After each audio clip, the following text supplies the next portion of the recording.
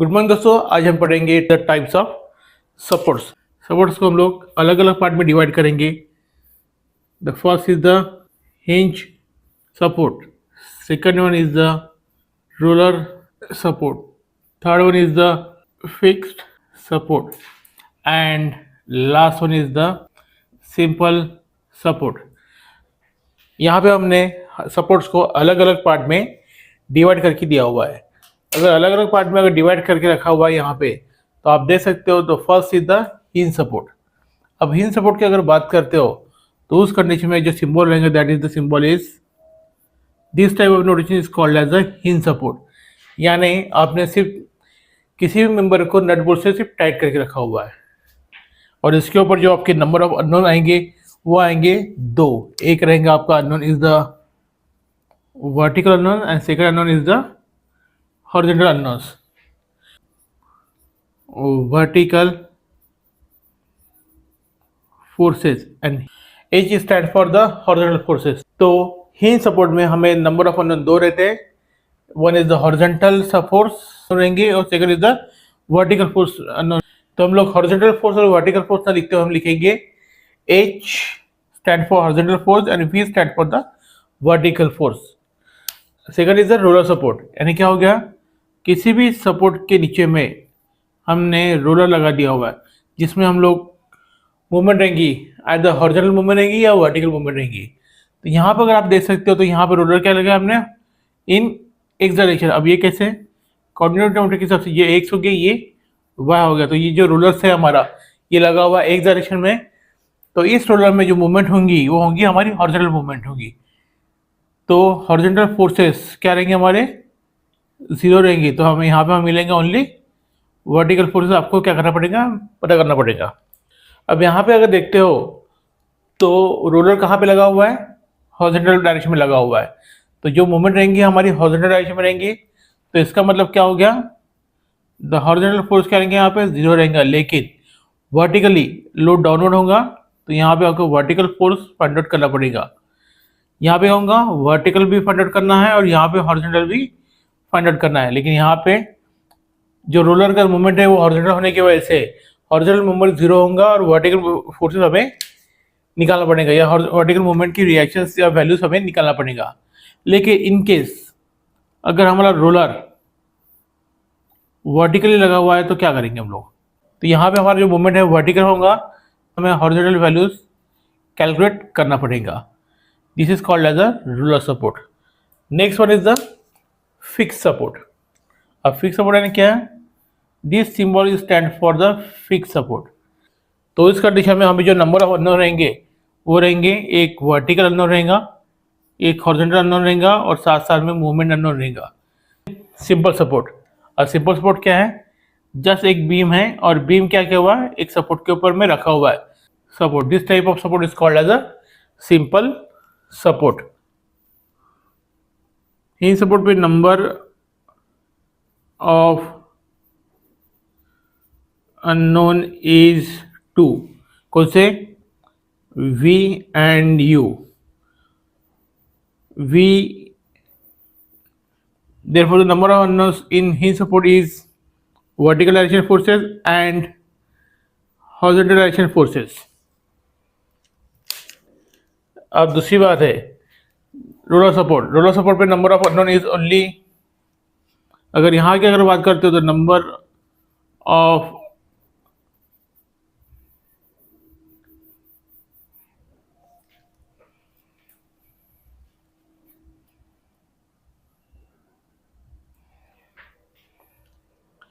अगर number of unknown की बात करते हैं रोलर सपोर्ट में तो क्या रहेगा,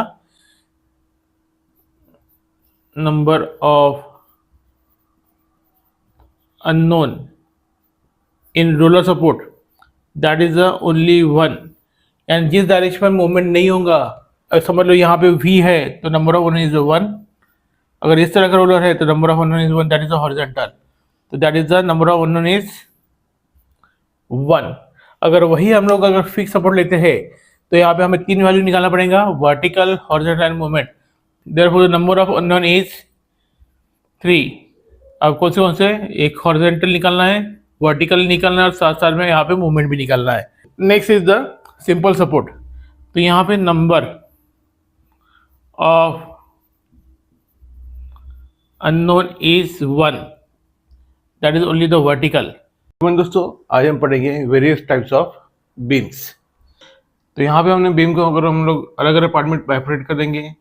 the first beam is the simply supported beam, second one is the fix beam, third beam is the cantilever beam, and last is the overhanging beam. अब simply supported beam यानी क्या होता है? एक बीम यानी क्या? It is the horizontal member which is supported by two supports. यानी simply supported beam यानी क्या हो गया? It is the horizontal member, यानी एक हॉरिजॉन्टल मेंबर निकाल लिया हमने। ये the A is the starting end and B is the ending end. यहाँ पे हम लोग क्या करेंगे? सपोर्ट लगा देंगे। सपोर्ट कैसे लेंगे? इसके पहले वाले वीडियो में हमने देखा था टाइप्स ऑफ सपोर्ट देखा था, support, roller support, fix support and simple support. तो इसके बारे में जो वीडियोस है वो आपके नीचे डिस्क्रिप्शन में मिल जाएगा। तो उसी सपोर्ट का हम लोग क्या करेंगे? यहाँ पे यूज़ करेंगे। तो here A is the starting, B is the ending. यहाँ पे हम लोग कोई भी दो सपोर्ट लगा देंगे, आइदर हिंज और आइदर रोलर। ये इस तरह के बीम को बोलेंगे simply supported beam. Next one is a fixed beam. यहाँ पे हमने एक हॉरिजॉन्टल मेंबर ड्रॉ कर लिया हुआ है। A is the starting, B is the ending. A पे हम क्या करेंगे? एक सपोर्ट ड्रॉ करेंगे। कौन सा सपोर्ट? फिक्स सपोर्ट ड्रॉ करेंगे। और बी भी हम लोग एक फिक्स सपोर्ट ड्रॉ कर देंगे, नेम देंगे बी। और ऑब्वियसली ये जो स्पैन रहेगा that is called as a span, उसका ले देंगे एल। यहाँ पे भी क्या होगा? ए से लेके बी तक जो भी डिस्टेंस रहेगा उसे कहेंगे हम लोग स्पैन, उसको नाम देंगे एल। तो this is the simply supported beam, this is the fixed beam. अब बात करें हम लोग कैंटिलीवर बीम के बारे में बात करेंगे। कैंटिलीवर बीम यानी कैसा बीम? जिसका ऐसा बीम जिसके वन एंड पे ही सपोर्ट हो और दूसरा एंड क्या रहेगा? फ्री टू मूवमेंट रहे। दैट यानी क्या किया हमने? एक बीम निकाल लिया ए एंड बी, इसके एक सपोर्ट पे हम क्या करेंगे? सपोर्ट निकालेंगे। It is a fix support. कि बीम को हम बोलेंगे फिक्स्ड बीम नहीं बोलेंगे, इसको बोलेंगे हम लोग कैंटिलीवर बीम। यानी क्या हो गया? ए पे सपोर्ट, बी क्या हो सकता है? फ्रीली मूवमेंट हो सकता है। That type of beam is called cantilever beam. और ये रहेगा इसका span, that is a length. या फिर हो सकता है इस बीम में आपको एक जगह पे हिंज सपोर्ट भी प्रोवाइड हो सकता है कि कैंटिलीवर बीम में ए सपोर्ट पे या बी सपोर्ट पे आपका हिंज सपोर्ट भी प्रोवाइड हो सकता है। तो इसे भी हम बोलेंगे कैंटिलीवर बीम। या फिर थर्ड ऑप्शन अगर बात करते हो तो here A that is B, यहाँ पे भी आपका हिंज सपोर्ट हो सकता है। तो ये क्या होगा? फ्री टू मूवमेंट हो सकता है। That is the cantilever beam type 1, that is the again cantilever beam type 2, that is again the cantilever beam type 3। अब बात करेंगे हम लोग ओवरहैंग बीम के ऊपर में। It is a combination of two beams, simply supported beam and cantilever beams. तो यहाँ पे आप देख सकते हो मैंने एक हॉरिजॉन्टल मेंबर ड्रॉ कर लिया है जो कि बीम है। कौन सा बीम है? हमारा सिंपली सपोर्टेड बीम है। तो इसके कोई भी एक पोर्शन में आइदर ए के लेफ्ट में और बी के राइट में हम लोग क्या करेंगे? कैंटिलीवर बीम ड्रॉ करेंगे। कैसे? अगर समझ लीजिए ए के इधर अगर हम ड्रॉ करते हैं तो A to this point is the C point. ये स्पैन है हमारा कितना है? L1। तो ये स्पैन हो जाएगा हमारा L2। तो आप देख सकते हो हमने ड्रॉ किया था A B is the simply supported span and A C कौन सा पोर्शन है हमारा? ये वाला portion, that is again the cantilever beam. तो ये क्या किया हमने? यहाँ पे ड्रॉ कर लिया। इंस्टेड ऑफ बी ए हमने क्या नाम दिया? वहाँ पे ए सी नाम दिया हुआ है। तो क्या हुआ? Simply supported beam plus cantilever beam. तो इसका कॉम्बिनेशन हो गया हमारा ओवरहैंग बीम। तो यहाँ पे हम बोलेंगे, इसको बोलते हैं हम लोग, तो इस तरह के बीम को बोलेंगे हम लोग सिंगल साइड ओवरहैंग बीम। या फिर इसमें और भी मॉडिफाई अगर कर सकते हो आप, तो सपोर्टेड बीम में अगर हम लोग ए बी यहाँ पर करते हो तो बी से भी हम लोग आगे एक्सटेंड कर सकते हो, दैट इज पॉइंट सी। तो ये हो गया मेरा लेंथ L1, स्पैन L1, और ये हो गया मेरा span L2। That is a type 2 for single side overhang beam. यानी क्या हो गया, अगर पहले टाइप में देखते हो तो ए बी बीम दिया हुआ है और ए के लेफ्ट साइड में हमने C beam A to C beam किया हुआ है। ए टू सी बीम कौन सा मेरा कैंटिलीवर बीम है। तो this type of beam is called as a single side overhang beam. लेकिन टाइप 1 क्या होता है, left side single side beams. लेकिन टाइप 2 में ए बी अगेन हमने क्या हुआ है, एक बीम लिया हुआ है सिंपल बीम, और बी के अपोजिट में या फिर राइट साइड में हमने क्या हुआ है, बी सी बीम निकला हुआ है। बी सी बीम कौन सा हमारा again cantilever beam, that is the type 2 beams. तो this is again the single side overhang beams. अब ओवरहैंग बीम में थर्ड टाइप भी आता है, वो देख लेंगे हम लोग, जिसके बोलते हैं हम लोग बोथ साइड ओवरहैंग बीम। यानी यहाँ पे एक बार फिर से ड्रॉ कर लेंगे हम लोग, सिंपल सपोर्टेड बीम ले लिए। तो यहाँ पे आप देख सकते हो हमने एक सिंपल सपोर्टेड बीम ले लिया है ए बी।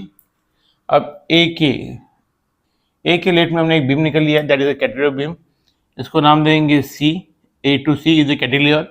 देन बी के राइट में या लेफ्ट में, बी के लेफ्ट में हमने अगेन एक कैंटिलीवर बीम निकाल लिया है, उसको नाम देंगे D. B D is a cantilever, A C is a cantilever, but A to B is the simple supported beam. और इसका तीनों का भी बीम का स्पैन कुछ ना कुछ अवेलेबल रहेगा, that is the L1 span, L2 span and that is the L3 span. तो इसे वो कहेंगे हम लोग type number 3 both side overhang beam. दोस्तों आज हम पढ़ेंगे, अभी हम बात करेंगे टाइप्स ऑफ लोड्स के बारे में। तो टाइप्स ऑफ लोड्स की अगर बात करते हैं तो हमने लोड्स को 4 अलग अलग पार्ट में डिवाइड किया हुआ है। The first part is the point load, second is the uniformly distributed load, third one is the uniformly varying load and last one is the trapezoidal load. शुरुआत करेंगे हम लोग पॉइंट लोड के बारे में। यहाँ पे हमने एक सिंपल बीम ले लिया जिसका स्पैन कितना है, एल है, starting is the A, ending is the B. तो ऐसा लोड जो सिर्फ एक ही जगह पे लगे, that type of load is called as a point load. या फिर एक ही जगह पे कॉन्सेंट्रेटेड हो तो उसे भी हम क्या बोलेंगे, कॉन्सेंट्रेटेड लोड बोलेंगे या फिर पॉइंट लोड बोलेंगे। उसका नोटेशन क्या रहेगा W, और उसका यूनिट क्या रहेगा हमारा किलोमीटर इज द यूनिट। अब इसका डिस्टेंस कुछ भी हो सकता है, तो it should be in L/2। तो इसे बोलेंगे हम लोग पॉइंट लोड एट सेंटर। ऐसा पॉइंट लोड जो स्पैन के मिड पॉइंट पे लगे, that type of load is called as a concentrated load. तो इसे कहेंगे हम लोग पॉइंट लोड। दूसरे टाइप का लोड रहता है पॉइंट लोड अगेन। तो पहली टाइप में हमने क्या किया था, जो लोड लगा है कहाँ पे लगा हुआ है, मिड स्पैन पे लगा हुआ है यानी सेंटर पे लगा हुआ है, तो इसे भी हम क्या कहेंगे, पॉइंट लोड बोलेंगे। लेकिन कुछ लोड हमारा मिड स्पैन में लगे हुए नहीं रहते, यानी क्या होता है, इसका जो डिस्टेंस रहता है ये वाला, ये कुछ और रहेगा, और ये वाला डिस्टेंस जो रहेगा ये कुछ और रहेगा। लेकिन addition of A and B is equal to length, तो क्या बोलेंगे, length is equal to A plus B बोलेंगे। लेकिन ए का डिस्टेंस कुछ और रहेगा और बी का डिस्टेंस कुछ और रहेगा, तो दोनों भी हमारे क्या है, पॉइंट लोड है या फिर कॉन्सेंट्रेटेड लोड है। Next one is the uniformly varying load. यहाँ पे आप देख सकते हो एक बीम ले लिया हमने ए बी जिसका लेंथ L है। तो इसके ऊपर क्या करेंगे, एक लोड लगेगा W। तो इसके थ्रू आउट द स्पैन में हमारा नंबर ऑफ पॉइंट लोड ही लगेंगे। हर एक की इंटेंसिटी कितनी रहेंगी, हमारी W रहेंगी। तो इंस्टेड ऑफ हर जगह W पे करने से अच्छा हम लोग क्या करेंगे, एक रेक्टेंगुलर ब्लॉक बनाएंगे हम लोग और लिखेंगे हम लोग having the intensity of W through out the span of AB। यानी क्या बोला हमने, AB स्पैन पे हमारा क्या लगा हुआ है, पॉइंट लोड लगा हुआ है हर एक जगह पे। तो उसको सिंगल पॉइंट लोड में लिखने से अच्छा हम लोग किस में लिखेंगे, हम लोग यूनिफॉर्मली डिस्ट्रीब्यूटेड लोड में लिखेंगे। तो इसका यूनिट क्या हो जाएगा, W का यूनिट है मेरा किलोन्यूटन एंड पॉइंट लोड का यूनिट है मेरा किलोन्यूटन, और थ्रू आउट द स्पैन लगा हुआ है, that's why it is the kilonewton metre. तो इस तरह के लोड को हम बोलेंगे यूनिफॉर्मली डिस्ट्रीब्यूटेड लोड। तो हमने अभी AB बीम लिया हुआ है, तो AB भी हम लोग यूनिट को इस फॉर्म में लिख सकते हो, और having the intensity of small W, और यूनिट रहेगा मेरा किलोन्यूटन पर मीटर। तो आप चाहे यूडीएल को इस फॉर्म में लिखो चाहे इस फॉर्म में लिखो, बोथ आर द यूडीएल। अब यूडीएल को पॉइंट लोड को अगर कोरिलेट करना है तो क्या करेंगे हम लोग, वो देख लेंगे एक बार। ये द ए बी में, ये द बी एंडिंग है, तो हम लोग क्या करेंगे, पॉइंट लोड में अगर दिखाना है हमें, पॉइंट लोड का लोड क्या है W, और यूनिट क्या है मेरा, किलोन्यूटन में है, that much is the length. अब क्या हो जाएगा, लेंथ अगर करते हो तो W निकालने के लिए हमें एक चीज करना पड़ेगा, एक फॉर्मूला करना पड़ेगा एरिया का। एरिया यानी क्या है, एरिया ऑफ रेक्टेंगल। तो एरिया ऑफ रेक्टेंगल की अगर बात करते हो तो W अगर निकालना है, ये वाला W यहाँ पे निकालना है, तो क्या करेंगे, W is equal to area of rectangle की बात करते हैं तो area of rectangle is the B into D. अब B that is the rectangle, that is the B and that is the D। इतने एरिया, इतने छोटे पोर्शन का आपका एरिया निकालना है। तो एरिया कैसे निकालेंगे, B इंटू डी, यहाँ लिखा हुआ है। अब B यानी क्या हो गया, मेरा लेंथ हो गया, एंड D इज द क्या है, height of the load. Height of the load यानी क्या है, यहाँ से यहाँ तक लोड कितना है मेरा, W, वो कितना है W। तो यहाँ पे हम लोग लिखते समय में क्या करेंगे, B क्या है लेंथ, और D क्या है मेरा इंटेंसिटी ऑफ यूडीएल। तो हम लोग लिखते समय में लोड को लिखेंगे intensity of UDL multiply by length, that is my point load. अब इसका यूनिट जो रहेगा, इंटेंसिटी ऑफ यूडीएल का जो लोड है दैट इज अ किलोन्यूटन पर मीटर है, किलोन्यूटन पर मीटर है, और लेंथ का यूनिट क्या है मेरा, मीटर रहेगा। तो ये दोनों भी कट जाएंगे, therefore the W is equal two kilometre बचेगा। तो इस हिसाब से आप यहाँ पे वैल्यू लिख सकते हो, कितना वैल्यू लिख सकते हो, W is equal to intensity of UDL multiply by the length. अब ये जो W है कहाँ पे लगेगा, इसके सेंट्रोइड पे, इसके सेंट्रोइड पे। अब सेंट्रोइड रिलेशन कितना हो गया, ये द B/2 यानी कितना हो जाएगा हमारा L/2। तो ऑब्वियसली ये पोर्शन में क्या हो जाएगा मेरा, अगेन L/2 हो जाएगा। तो ये जो डिस्टेंस है इट शुड बी L/2, और ये डिस्टेंस क्या हो जाएगा, अगेन L/2। तो that is the correlation of UDL to the point load. अब बात करेंगे यूनिफॉर्मली वेरिंग लोड के बारे में। तो यहाँ पे आप देख सकते हो A is the roller support, B is the hinge support. अब यूनिफॉर्मली वेरिंग लोड यानी ऐसा लोड है है और B पे मेरा लोड मैक्सिमम है। तो यहाँ पे हम बोलेंगे here the intensity is W1 and here the intensity is the W2। अब यूनिफॉर्मली वेरिंग लोड यानी क्या, हमारे एक पॉइंट पे लोड क्या रहेगा, जीरो रहेगा, और एक दूसरे पॉइंट पे लोड क्या रहेगा, मेरा मैक्सिमम रहेगा। तो यहाँ पे एक देख सकते हो W1 में निग्लिजिबल है, तो हम लोग W1 को लिख सकते हैं the value of is 0 kilonewton पर मीटर। लेकिन वही अगर W2 को क्या करेंगे हम लोग, W मैक्स, यानी यहाँ पे मैक्सिमम लोड रहेगा और यहाँ पे मिनिमम लोड रहेगा। तो इंस्टेड ऑफ W1 हम लोग यहाँ पे 0 भी लिख सकते हो, और यहाँ पे क्या लिख सकते हो, दैट इज मैक्स। ये चीज भी हम लोग लिख सकते हैं। That is called as a uniformly varying load. इसके अलावा इस तरह के लोडिंग को भी हम बोलेंगे यूनिफॉर्मली वेरिंग लोड बोल सकते हैं। Here the A point and here the B point, this is the type 1, this is the type 2, और इसके अलावा एक टाइप और भी है, टाइप 3। अब टाइप 3 में क्या हो रहा है, यहाँ पे इंटेंसिटी 0 है लोड की, लेकिन यहाँ पे मैक्सिमम है, अगर यहाँ पे 0 है। तो this is the 3 types of the uniformly varying load. अब हम लोग क्या करेंगे, यूवीएल को पॉइंट लोड से कोरिलेट कर लेंगे। अब वो कैसे करेंगे कोरिलेट, एक बार देख लेंगे। यहाँ पे आगे हमने एक हॉरिजॉन्टल मेंबर ले लिया है, तो एक बार पहले हम देखेंगे राइट एंगल ट्रायंगल या फिर ट्रायंगुलर शेप निकाल लेंगे। तो ट्रायंगुलर शेप का जो एरिया रहता है that area is the half base into height, that much is called as a base, that much is called as a height. तो एरिया इक्वल टू क्या करेंगे हम लोग, point load W is equal to area, that is the length and that is the height. यानी base कितना हो गया मेरा, base is the length and height कितना हो गया मेरा, यहाँ पे 0 लोड है और यहाँ पे मैक्सिमम है, तो दैट इज द W। तो फॉर्मूला क्या लिखेंगे हम लोग, half length into W, therefore the W into L by 2, that is my point load correlation. अब इसके बाद अगर बात करते हो तो W का वैल्यू क्या है, इंटेंसिटी कितनी है, किलोन्यूटन पर मीटर, मल्टीप्लाई बाय लेंथ कितना है मेरा, मीटर में है, तो ये कट जाएगा तो बचेगा क्या मेरा, किलोमीटर। लेकिन कहाँ पे ऐड करेंगे, तो यहाँ पे क्या आएगा, यहाँ पे सेंट्रोइड पे ऐड करेंगे। This point is called as a centroid, और ये सेंट्रोइड पे हमारा क्या लगेगा, पॉइंट लोड लगा हुआ W, वैल्यू कितना है, W इंटू एल बाय 2, और तो देख सकते हो B से आपका जो centroid distance is the L/3, और A से सेंट्रोइड डिस्टेंस जो रहेगा that is the twice L/3। That type of load is called as a uniformly varying load. अब next one is the trapezoidal load. This type of load is called as a trapezoidal load.